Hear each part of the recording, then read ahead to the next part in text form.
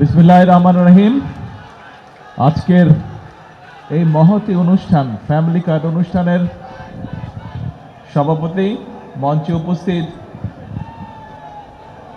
মন্ত্রিপরিষদের সদস্যবৃন্দ, সংসদ সদস্যবৃন্দ, আমার দলীয় নেতৃবৃন্দ, সমাজ কল্যাণ মন্ত্রণালয় সহ লোকাল প্রশাসনের কর্মকর্তাবৃন্দ, আমার সামনে উপস্থিত মা বোনেরা, এলাকাবাসী ভাইরা, মুরব্বীবর্গ এবং আমার দলীয় নেতৃবৃন্দ এবং কর্মী ভাইরা, আসসালামু আলাইকুম। কেমন আছেন সবাই? কেমন আছেন? আলহামদুলিল্লাহ। এই প্রোগ্রামে আসার আগে আমি শ্রীমঙ্গলে গিয়েছিলাম। শ্রীমঙ্গলের প্রোগ্রাম ছিল একটা, একই প্রোগ্রাম, ফ্যামিলি কার্ডের প্রোগ্রাম। তো ওখানে আমি বলেছিলাম যে আজকের এই দিনটা আমার জন্য অত্যন্ত আনন্দের দিন। কেন? এই জন্য বলেছিলাম যে আজকে থেকে কয়েক মাস আগে যখন নির্বাচনী প্রচারণা শুরু হলো, এই যে 12 তারিখে নির্বাচন হলো, ফেব্রুয়ারির 12 থেকে নির্বাচনী প্রচারণা যখন শুরু হলো, খুব সময় 11ই জানুয়ারি থেকে শুরু হয়েছিল না? 11ই জানুয়ারি থেকে বোধহয় প্রচারণা শুরু হয়েছিল, 11 জানুয়ারি না কবে থেকে, এনিওয়ে।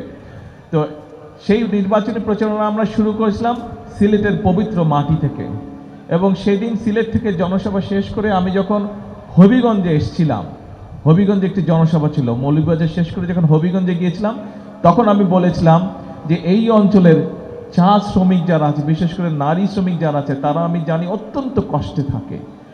আমরা 12 তারিখে নির্বাচনে যদি ইনশাল্লাহ সরকার গঠন করতে পারি, তাহলে আমরা সারা বাংলাদেশে যেমন ফ্যামিলি কার্ড দিব নারীদের হাতে, প্রত্যেকটি পরিবার নারী প্রধানের হাতে, আমরা প্রথম দিকে চেষ্টা করব এই নারী শ্রমিকদের মাঝেও, চা বাগানের নারী শ্রমিক যারা আছে, দুস্থ মানুষ যারা আছে, তাদের হাতেও ফ্যামিলি কার্ড পৌঁছে দিতে।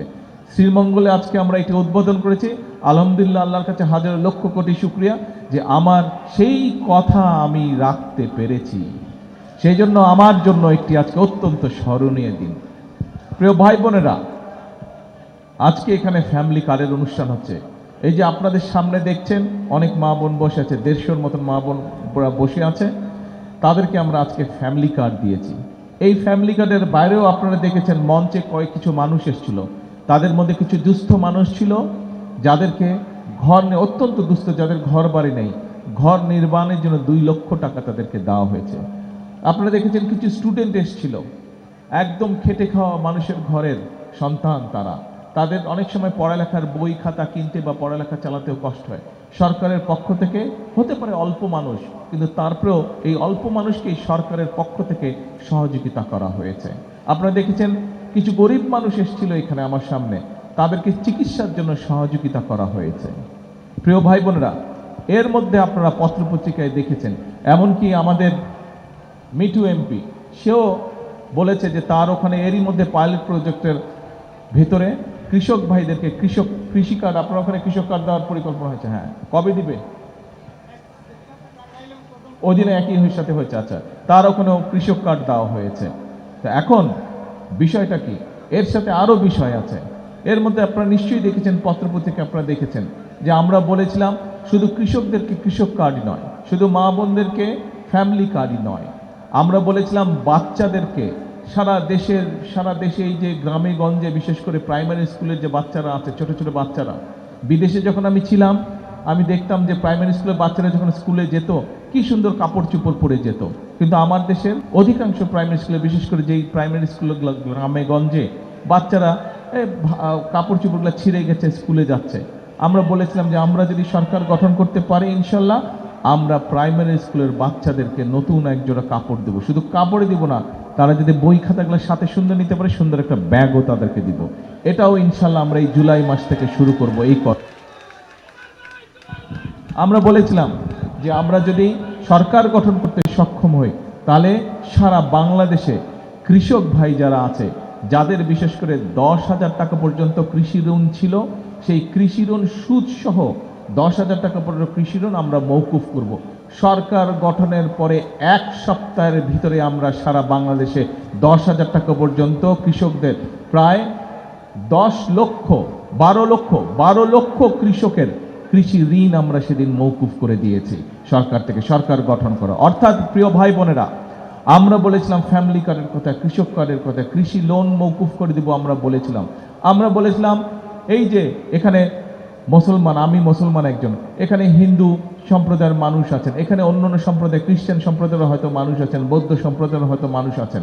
আমরা বলেছিলাম এই যে আমাদের মুসলমানদের মসজিদ বা মক্তবে যে খতিব থাকে, ইমাম সাহেবরা থাকে, অন্য ধর্মের যে গির্জায় হোক, মন্দিরে হোক, যে বিভিন্ন ধর্মীয় গুরু থাকে, এই মানুষগুলো অনেকেই আমরা দেখেছি, বিশেষ করে জেলা লেভেলে অথবা উপজেলা লেভেলে মানুষগুলো যে আছে, এদেরকে আমরা সরকার থেকে সম্মানীর ব্যবস্থা করব। আল্লাহর রহমতে আপনাদের দোয়ায় সরকার গঠনের 1 মাসের ভিতরে আমরা সেটিও করেছি। সবাই এখনো পাই নাই, প্রক্রিয়া মাত্র শুরু হয়েছে, আমরা কিছু কিছু করে দিচ্ছি। ইনশাল্লাহ আগামী 1 বছরের মধ্যে, এই যে কয়েকদিন আগে বাজেট উপস্থাপিত হলো, এই বাজেটে আমরা অর্থ বরাদ্দ করেছি। আগামী 1 বছরের মধ্যে প্রত্যেকটা উপজেলা ইনশাল্লাহ আমরা প্রত্যেকটি উপজেলায়, বাংলাদেশের 600 উপজেলায় 600 উপজেলায়, এই যে আজকে যেরকম মাত্র আমরা আজকে দিতে পেরেছি 150 পরিবারের কাছে, 150 মায়ের হাতে আমরা ফ্যামিলি কার্ড তুলেছি। আগামী বছরে 1 বছরের মধ্যে প্রত্যেক উপজেলা আমরা অন্তত 8000 পরিবারের হাতে আমরা ফ্যামিলি কার্ড তুলে দিব। প্রত্যেকটি উপজেলা অন্তত আল্লাহর রহমতে 8000 পরিবার, 8000 মায়ের হাতে আমরা ফ্যামিলি কার্ড তুলে দিব আগামী 1 বছরের মধ্যে। তার জন্য আমরা অর্থ বরাদ্দ রেখেছি বাজেটের মধ্যে। প্রিয় ভাই বোনেরা, শুধু ফ্যামিলি কার্ডই নয়, ওই যে কৃষক ভাইদের কথা বললাম, বাংলাদেশ একটা কৃষি প্রধান দেশ। এই দেশের অধিকাংশ মানুষ কৃষি কাজের সাথে জড়িত। এখন কৃষক ভাইরা যদি অর্থনৈতিকভাবে দুর্বল থাকে, কৃষক ভাইরা যদি সরকার থেকে সহযোগিতা না পায়, সার, বীজ অথবা কীটনাশক ঔষধ যদি ঠিক মতন কিনতে না পারে, তাহলে তাদের ফসল ফলাবে কি করে? তার জন্য আমরা বলেছিলাম আমরা কৃষক ভাইদের জন্য একটি কৃষক কার্ড দিতে চাই আমরা, যার কাজ এর মধ্যেই শুরু হয়ে গেছে। সারা বাংলাদেশে এর প্রায় 40,000-এর মতন এর মধ্যেই আমরা কৃষক ভাইদের কাছে কৃষি কার্ড পৌঁছে দিয়েছি আমরা। ইনশাল্লাহ আগামী 1 বছরের মধ্যে নতুন বাজেট হয়েছে, আমরা সেই বাজেটে অর্থ বরাদ্দ রেখেছি। আগামী 1 বছরের মধ্যে সারা বাংলাদেশে আমরা 40 লক্ষ কৃষক ভাইয়ের কাছে কৃষি কার্ড পৌঁছে দিব, যাতে করে এই কৃষক কার্ডের মাধ্যমে তারা যেই সহায়তাটা পাবে, এককালীন একটি, প্রতি বছর এককালীন একটি সহায়তা পাবে, তার সেই সহায়তা দিয়ে তারা তাদের কৃষির বীজ বলেন, ফসলের বীজ বলেন, কীটনাশক ঔষধ বলেন, এইগুলো তারা কিনতে পারবে এবং কেনার মাধ্যমে তাদের কিছুটা সহায়তা, তাদের উপরে যে অর্থনৈতিক চাপ, সেই চাপটি কমে নিয়ে আসবে। প্রিয় ভাই বোনেরা, আমরা নির্বাচনের আগে বলেছিলাম যে আমরা এই দেশের মানুষ যাতে স্বাস্থ্য সুবিধা, মিনিমাম স্বাস্থ্য সুবিধাও যাতে পায়, বিশেষ করে গ্রামের মানুষ, গ্রামের নারীরা, শিশুরা, পুরুষ মানুষ বা বয়স্ক মানুষ যারা আছে, তাদেরকে যাতে কষ্ট করে শহরে আসতে না হয়, তারা যাতে উপজেলা পর্যায়ে চিকিৎসা সুবিধা পায়, সেই জন্য আমরা সিদ্ধান্ত গ্রহণ করেছি। সেই জন্য আমরা বলেছিলাম দেশের মানুষের কাছে যে এই যে এখন উপজেলা পর্যায়ে যে 50 শয্যার হাসপাতাল রয়েছে, এই 50 শয্যার হাসপাতালকে এমপি সাহেব যদিও মেডিকেল কলেজ চেয়েছেন এখানে, কিন্তু প্রত্যেক উপজেলা, এই মৌলভীবাজার জেলার প্রত্যেকটি উপজেলায় যে 50 শয্যার হাসপাতাল আছে উপজেলা পর্যায়ে, সেটিকে ইনশাল্লাহ আমরা 101 শয্যার হাসপাতাল করব, যাতে আপনাদেরকে বেশি দূরে জানা উপজেলা পর্যায়ে। এবং শুধু উপজেলা পর্যায়ে আমরা হাসপাতালই করব না, এই হাসপাতালগুলোতে আমরা জানি বহু মানুষের কিডনির প্রবলেম আছে, তাদেরকে যাতে দূরে যেতে না হয়, সেই হাসপাতালে, উপজেলা হাসপাতালে যাতে তারা কিডনি ডায়ালিসিস করার সুবিধা পায়, সেজন্য কিডনি ডায়ালিসিস করার মেশিন প্রত্যেক উপজেলা হাসপাতালে আমরা নিয়ে আসব। প্রিয় ভাই বোনেরা, আমরা একটু আগেই বলেছি যে ছোট বাচ্চাদেরকে, প্রাইমারি স্কুলের বাচ্চাদেরকে আমরা নতুন স্কুল ড্রেস এবং ব্যাগ তাদের কাছে পৌঁছে দিতে চাই। আমাদের বাচ্চাদেরকে শুধু লেখাপড়া শেখালেই চলবে না, আমাদের দেশের বাচ্চাদের মধ্যে অনেক গুণাবলী আছে। কেউ ভালো খেলতে পারে, কেউ ভালো গান গাইতে পারে, কেউ ভালো বাদ্যযন্ত্র বাজাতে পারে, এক একজনের একটা কোয়ালিটি আছে, গুণ আছে। আমরা চাই আমাদের এই যে ভবিষ্যৎ প্রজন্ম, এদের মধ্যে পড়ালেখার পাশাপাশি যে সকল কোয়ালিটি আছে, সেই গুণাবলীকেও যাতে করে তারা প্রকাশ করতে পারে, সেই গুণাবলী দিয়ে এক্সট্রা কারিকুলাম দিয়ে যাতে তারা নিজেদেরকে যোগ্য করে গড়ে তুলতে পারে, তার জন্য আমরা ব্যবস্থা গ্রহণ করেছি। আপনারা এর মধ্যেই দেখেছেন, আপনারা দেখেছেন আপনাদের এই জেলার মধ্যে সহ সারা বাংলাদেশে প্রত্যেক জেলা উপজেলা পর্যায়ে কিন্তু বাচ্চাদের ক্রীড়া প্রতিযোগিতা হয়েছে এবং আগামী এই মাসের 20 তারিখে ঢাকা শহরে আর্মি স্টেডিয়ামের মধ্যে এইটি জাতীয় পর্যায়ে হবে। এই যে সারা দেশে হয়ে গেল, প্রায় 22 লক্ষ বাচ্চা এই ক্রীড়া প্রতিযোগিতায় সারা দেশের মধ্যে অংশগ্রহণ করেছিল, 22 লক্ষ বাচ্চা। এখন প্রিয় ভাই বোনেরা, এই যে কাজগুলো করছি, এই যে ফ্যামিলি কার্ডের কথা বললাম আপনাদের কাছে, এই যে ইমাম মুয়াজ্জিন সাহেবদেরকে সম্মানের কথা বললাম, এই যে কৃষক কার্ডের কথা বললাম, এই যে বাচ্চাদের লেখাপড়া করার কথা বললাম, এই যে মানুষের স্বাস্থ্য সেবার কথা বললাম, এই কাজগুলো যদি সফলভাবে আমরা এই সরকার, বর্তমান সরকার সফলভাবে করতে পারে, তাহলে উপকারটা কাদের হবে? উপকারটা কাদের হবে? রাস্তাঘাট, স্কুল কলেজ, এমপি সাহেবরা যে সকল দাবি করেছেন সেগুলো তো নর্মালি হবে, সেটা অটোমেটিক হবে। কিন্তু আমি যেই কাজগুলোর কথা বললাম, এই কাজগুলো যদি আমরা বাস্তবায়ন করতে পারি, তাহলে কি উপকার কাদের হবে বলেন তো? জনগণের উপরে। দল, মত, ধর্ম, বর্ণ নির্বিশেষে সকল মানুষ কম বেশি এইটার সুবিধা পাবে, পাবে না? হ্যাঁ, সে আমার দলের মানুষ হোক অথবা আমার দলের মানুষ না হোক, কিচ্ছু যায় আসে না। সে যদি বাংলাদেশের নাগরিক হয়ে থাকে, বাংলাদেশের নাগরিক হলেই সে এই সকল সুবিধা পাবে। আমরা প্রথমেই বলে দিয়েছি যে 12 তারিখের নির্বাচনে বাংলাদেশের মানুষ বিএনপিকে নির্বাচিত করেছে। আমরা 17ই ফেব্রুয়ারি সরকার গঠন করেছি।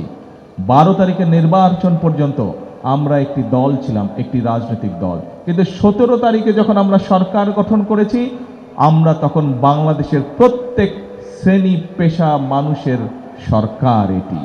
কারা আমাদেরকে ভোট দিয়েছে, কারা আমাদেরকে ভোট দেয়নি, সেটি আমাদের কাছে বিবেচ্য নয়। এই বর্তমান সরকার, সরকারকে যারা ভোট দিয়েছে তাদের যেমন বর্তমান সরকার, যারা বর্তমান সরকারকে ভোট দেয়নি তাদেরও সরকার হলো বর্তমান সরকার। আমরা সকলের জন্য কাজ করতে চাই, আমরা সকল ধর্ম মানুষের জন্য কাজ করতে চাই, সকল শ্রেণী পেশার মানুষের কাজ করতে চাই। আমাদের কাছে মুখ্য বিষয় হচ্ছে, বর্তমান সরকারের মুখ্য বিষয় হচ্ছে যে বাংলাদেশের জনগণ এবং বাংলাদেশের মানুষ। এখন প্রিয় ভাই বোনেরা, আপনাদের সামনে আরেকটি বক্তব্য রাখতে চাই, আমি আরেকটি বিষয় আপনাদের সামনে তুলে ধরতে চাই। এই যে আপনারা বললেন, এই কাজগুলো, যেই কাজের সংক্ষিপ্ত বিবরণী আপনাদের সামনে আমি তুলে ধরলাম, এই কাজগুলো যদি আমরা সফলতার সাথে করতে পারি, তাহলে উপকারভোগী কারা হবে? কি ভাই, ওই যে পিছনে গেটের মধ্যে দাঁড়াচ্ছেন, উপকারভোগী কারা হবে? বিদেশিরা হবে না বাংলাদেশের মানুষ হবে? বাংলাদেশের মানুষ হবে। বাংলাদেশের মানুষ উপকারভোগী হবে। এখন প্রিয় ভাই বোনেরা, আমাদেরকে এখন তাহলে একটি সিদ্ধান্ত নিতে হবে।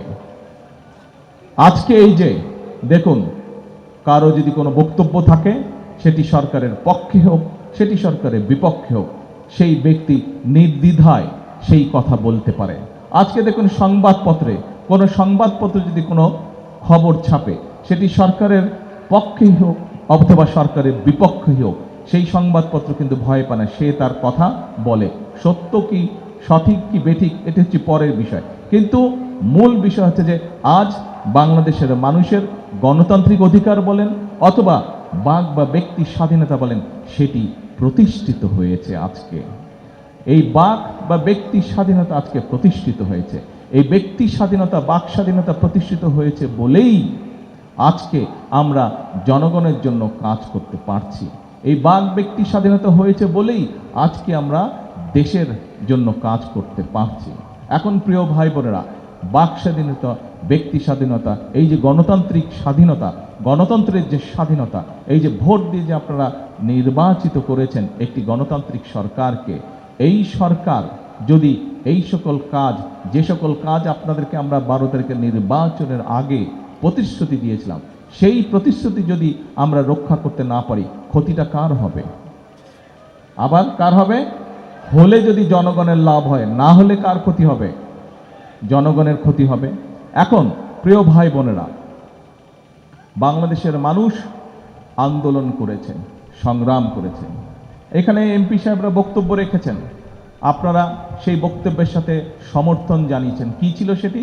ওনারা বলেছেন গত 1 যুগ ধরে এই এলাকার, পুরা জেলার কোথাও তেমন কোনো উন্নয়ন হয়নি।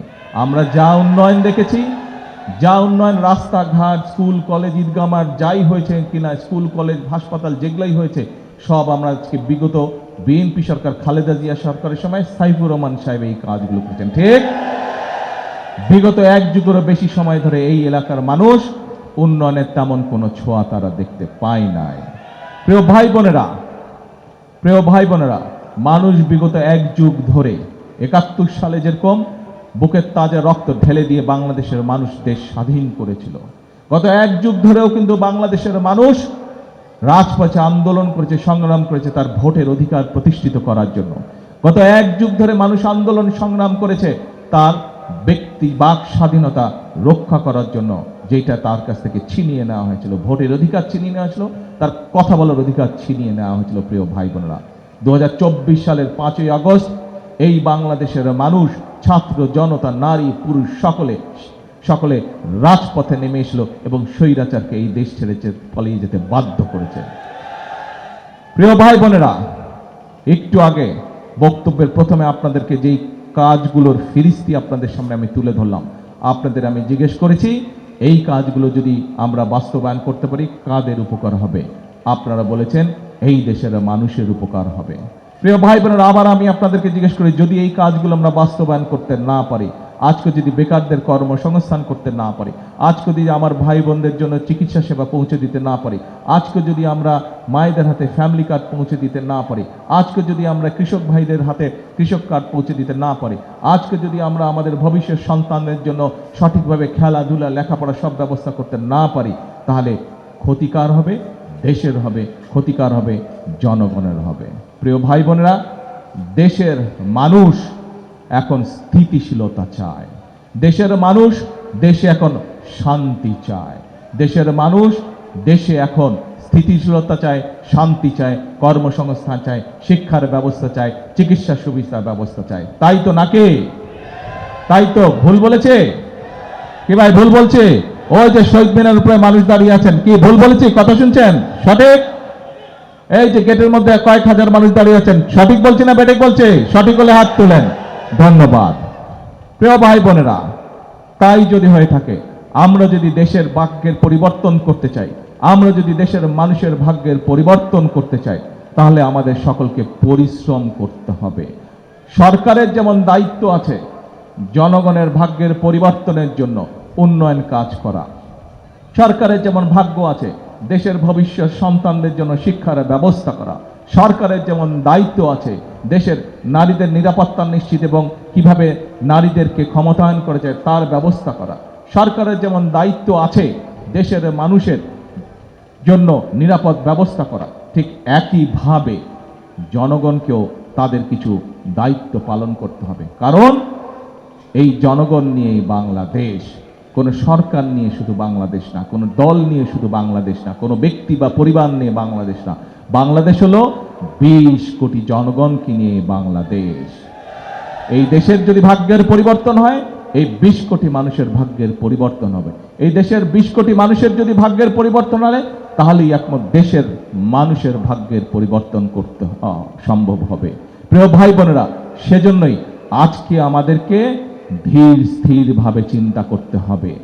আমরা দেখেছি অতীতে যখনই দেশ ধীরে ধীরে সামনের দিকে এগোতে ধরে, যখনই দেশের অর্থনৈতিক ব্যবস্থা ধীরে ধীরে স্থিতিশীল হতে থাকে, যখনই দেশের নিরাপত্তা ব্যবস্থা, দেশের সিকিউরিটি যখন ধীরে ধীরে স্থির হতে থাকে, যখনই দেশের মানুষের স্বাস্থ্য ব্যবস্থা, শিক্ষা ব্যবস্থা ধীরে ধীরে স্থির হতে থাকে, তখনই আমরা অতীতে বিভিন্ন সময় দেখেছি যে দেশের মধ্যে অরাজকতা সৃষ্টি করা হয়েছে, 173 দিন হরতাল করা হয়েছে, ভাঙচুর করা হয়েছে, অবরোধ করা হয়েছে। মনে আছে এসব কথা আপনাদের? প্রিয় ভাই বোনেরা, 5 তারিখে এই দেশের মানুষ স্বৈরাচারকে বিদায় করেছিল, নিজেদের অধিকারকে প্রতিষ্ঠিত করেছিল।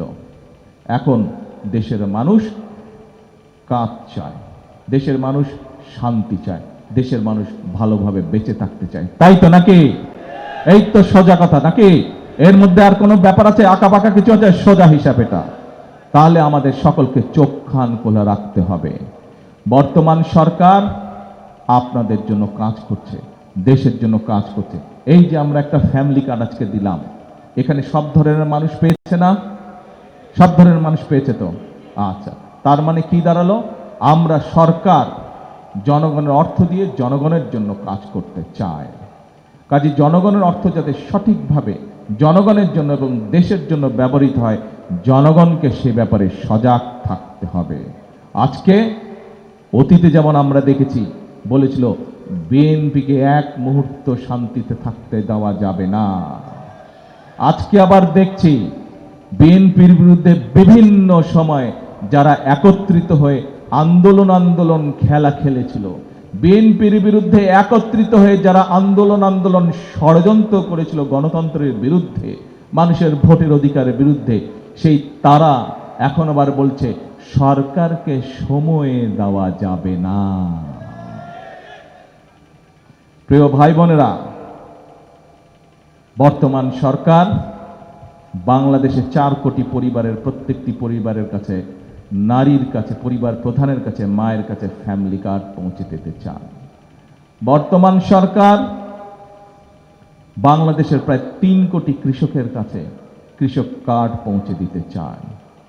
বর্তমান সরকার প্রাইমারি স্কুলের সকল শিক্ষার্থীর কাছে, ছাত্রের কাছে, ছাত্র হোক ছাত্রী হোক, তাদের কাছে নতুন পোশাক পৌঁছে দিতে চায়। বর্তমান সরকার যত মসজিদ মাদ্রাসা আছে বাংলাদেশে, সেগুলোর যে ইমাম সাহেব আছে, খতিব সাহেব আছে, বা অন্য ধর্মের যারা ধর্মীয় গুরু আছে, তাদের কাছে একটি সম্মানের ব্যবস্থা, মিনিমাম হলেও একটি সম্মানের ব্যবস্থা পৌঁছে দিতে চায়। বর্তমান সরকার এই দেশের খালগুলোকে পুনর্খনন করতে চায়। বর্তমান সরকার এই দেশের মানুষ, ছোট হোক বড় হোক, সবাই যেন বুক ভরে শ্বাস নিতে পারে, তার জন্য বৃক্ষরোপণ করতে চায়। আগামী 5 বছরে 25 কোটি গাছ লাগাতে চায়। এই যে কাজগুলোর কথা বললাম, যারা বলে সরকারকে সময় দিবে না, বর্তমান সরকার এই যে বাজেট উপস্থাপন করেছে, এই বাজেটে 60টি পণ্যের উপর থেকে ট্যাক্স বলতে গেলে তুলে নিয়েছে, যাতে নিত্য প্রয়োজনীয়, তাও নিত্য প্রয়োজনীয়, যাতে করে জিনিসপত্রের দাম সাধারণ মানুষের কম বেশি নাগালের মধ্যে থাকে। এখন প্রিয় ভাই বোনেরা, যারা বলে সরকারকে সময় দেওয়া যাবে না, তারা কি জনগণের পক্ষে কথা বলে নাকি বিপক্ষে কথা বলে? বিপক্ষে কথা বলে। এই যে কাজগুলোর কথা বললাম, যারা বলে যে সরকারকে সময় দেওয়া যাবে না, তারা কি জনগণের স্বার্থে কথা বলছে না নিজেদের স্বার্থে কথা বলছে? নিজেদের স্বার্থে কথা বলছে। প্রিয় ভাই বোনেরা, আমি করি বিএনপি, আমার প্রত্যেকটি নেতাকর্মী যারা বিএনপি করে, আমরা যারা শহীদ জিয়ার সৈনিক, আমরা যারা দেশনেত্রী খালেদা জিয়ার সৈনিক, আমরা সকল সময় একটি কথা বলি, আমরা রাজনৈতিক দল, আমাদের শক্তির উৎস কি? আমাদের শক্তির উৎস জনগণ। আমাদের পলিটিক্স, আমাদের রাজনীতি হচ্ছে জনগণকে সাথে নিয়ে। এই জনগণই আমাদেরকে 12 তারিখের নির্বাচনে সরকার গঠনে সহায়তা করেছে। এই জনগণ সাথে ছিল বলেই গত 1 যুগের আন্দোলন 2024 সালের 5ই আগস্ট সফল হয়েছে। নির্বাচনের আগে আমরা দেশের মানুষের কাছে প্রতিশ্রুতি দিয়েছিলাম, ম্যানিফেস্টো দিয়েছিলাম। নির্বাচনের ফলাফল প্রমাণ করেছে, নির্বাচনের আগে আমরা যেই ম্যানিফেস্টো দিয়েছি, সেটা নির্বাচনের আগে পর্যন্ত ছিল বিএনপির ম্যানিফেস্টো।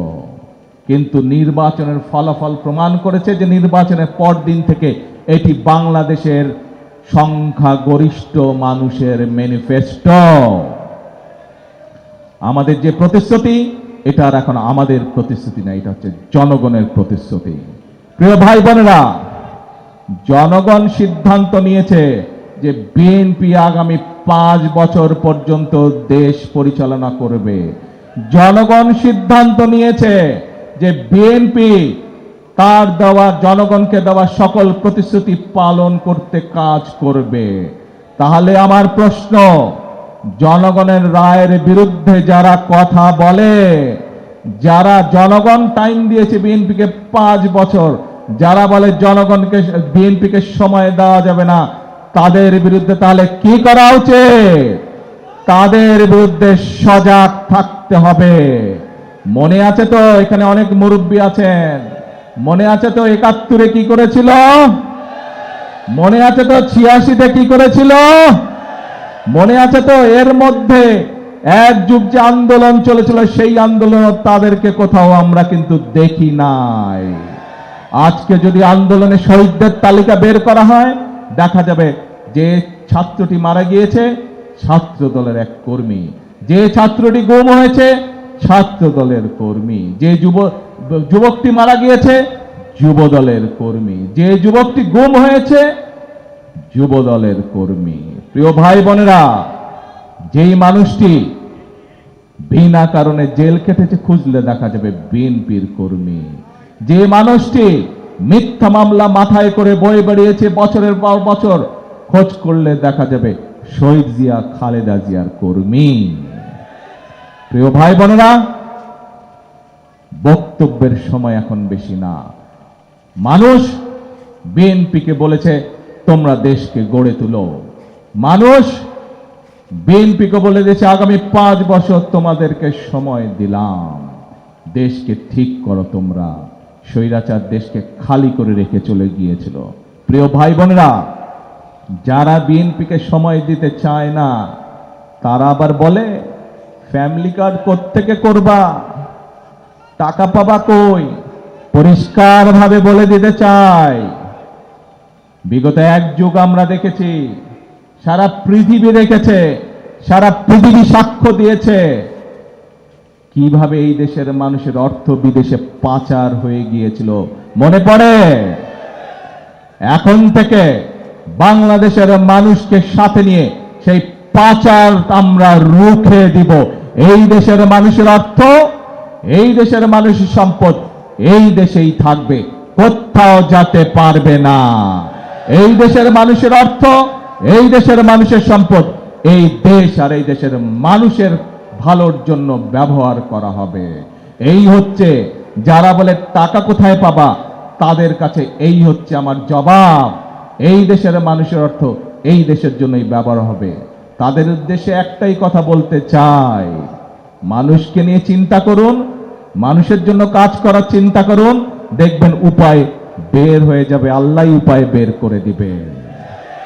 প্রিয় ভাই বোনেরা, সামনে এখন সময় কাজ করার, সামনে সময় হচ্ছে দেশ গড়ার, সামনে সময় হচ্ছে মানুষের ভাগ্যের পরিবর্তন করার, সামনের সময় হচ্ছে দেশের ভাগ্যের পরিবর্তন করার। আজকে দেশের 20 কোটি মানুষের 40 কোটি হাত, এই 40 কোটি হাত যদি অবশ হয়ে পড়ে থাকে, অলস হয়ে পড়ে থাকে, তাহলে দেশের ভাগ্যের পরিবর্তন করা যাবে না। এই দেশ 71 সালে স্বাধীন করেছিল কে? কে করেছিল? এই দেশের জনগণ। এই যে 2024 সালের 5ই আগস্টে দেশকে যে স্বৈরাচার মুক্ত করেছিল, বিদেশ থেকে কেউ এসে মুক্ত করেছিল? কে করেছিল মুক্ত স্বৈরাচার থেকে? বাংলাদেশের জনগণই মুক্ত করেছিল। কাজেই এই দেশকে স্বাধীন করেছে বাংলাদেশের জনগণ, এই দেশকে স্বৈরাচার মুক্ত করেছে বাংলাদেশের জনগণ।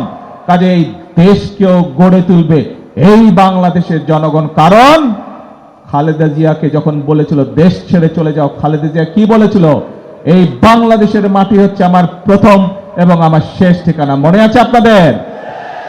আমাদের সকলের এই বাংলাদেশই হচ্ছে প্রথম এবং শেষ ঠিকানা। কাজে এই দেশকে যদি সামনে এগিয়ে নিয়ে যেতে হয়, এই দেশকে যদি গড়ে তুলতে হয়, সকলে আমাদেরকে হাতে হাত মিলিয়ে একসাথে কাজ করতে হবে। আজকে এই যে ফ্যামিলি কার্ড অনুষ্ঠান, এই ফ্যামিলি কার্ড অনুষ্ঠানে এখানে প্রত্যেকটি মানুষ আসুন, আমরা হাত তুলে প্রতিজ্ঞা করি যে আমাদের আগামী দিনের রাজনীতি, আমাদের আগামী দিনের প্রত্যাশা, আমাদের আগামী দিনের সকল কর্ম পরিকল্পনা হবে এই দেশ এবং এই দেশের মানুষকে ঘিরে। দেশ গড়াই হবে আমাদের আগামী দিনের রাজনীতি। ঠিক আছে? চলবে এই রাজনীতি কি ভাইরা? দেশ গড়ার রাজনীতিতে কে আছেন আমার সাথে? কে কে আছেন? আলহামদুলিল্লাহ। প্রিয় ভাই বোনরা, সেই জন্য সকল কথার শেষ কথা আমি একটি কথা বলি। আজ সেই কথার সাথে নতুন আরেকটি লাইন যোগ করতে চাই। সেই কথাটি হচ্ছে, করব কাজ গড়ব দেশ। কি ভাই, কি কথা? করব কাজ সবার আগে। আর আজকে দলমত বলেছি আমি আমার বক্তব্যে, বর্তমান সরকার হচ্ছে দল মত ধর্ম নির্বিশেষে সবার সরকার। সেজন্যই আমরা বলি করব কাজ গড়ব দেশ, সবার আগে বাংলাদেশ, একই সাথে হচ্ছে সবার জন্য বাংলাদেশ। এই তাহলে আজকে আমাদের প্রতিজ্ঞা। এবং বক্তব্য শেষ করার আগে আবার আপনাদের স্মরণ করে দিতে চাই, যারা বলেছে সরকারকে সময় দেওয়া যাবে না, তাদের সম্পর্কে সতর্ক করে আপনাদের বলতে চাই, বিএনপির প্রতিশ্রুতি, বিএনপির পরিকল্পনা জনগণের পরিকল্পনা। এইটি যারা ভেস্তে দিতে চায় তাদের সম্পর্কে জনগণকে সতর্ক থাকতে হবে। বিএনপির কিছু করা লাগবে না, জনগণ সতর্ক থাকলেই বিএনপির কাজ হয়ে যাবে। জনগণের, কারণ এই দেশের মালিক হচ্ছে জনগণ। মালিক যদি সতর্ক থাকে, মালিক যদি সতর্ক থাকে, আর কারো কোনো টেনশন থাকবে না। মালিককে, মালিককে কি ভাই, মালিককে দেশের জনগণ। সেই জনগণের হাতেই আজকে আমি এই দেশের নিরাপত্তা, সেই জনগণের হাতেই আজকে আমি এই দেশের উন্নয়ন, সেই জনগণের হাতেই আজকে আমি এই দেশের ভবিষ্যৎ সঁপে দিয়ে গেলাম। আল্লাহ হাফেজ। বাংলাদেশ জিন্দাবাদ।